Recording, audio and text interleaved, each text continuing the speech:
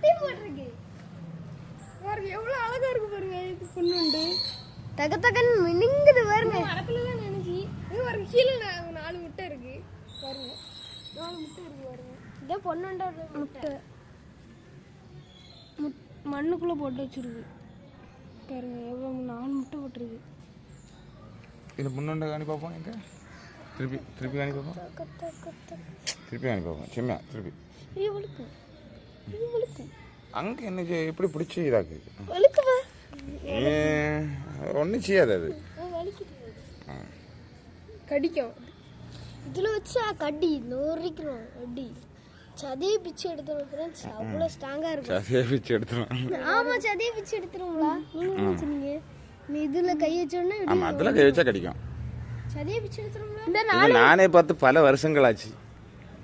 நானே பார்த்து கிட்டத்தட்ட வருஷம். நீங்கள் மொதல் ட்ரிப்பு இப்போ தானே பார்த்துருப்பியா பொண்ணுண்ட? ஆமாம், எவ்வளோ அழகாக கலராக இருக்கு.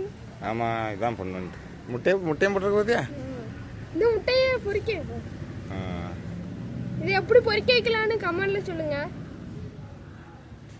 இப்பதான் முதல் டைமா இந்த பொண்ணுண்டி இன்னும் முட்டை போடும் போல. அதனால நம்ம ஒரு பாக்ஸ்ல வைப்போம். முட்டை போட்டான்னு இதை விட்டுருவோம்.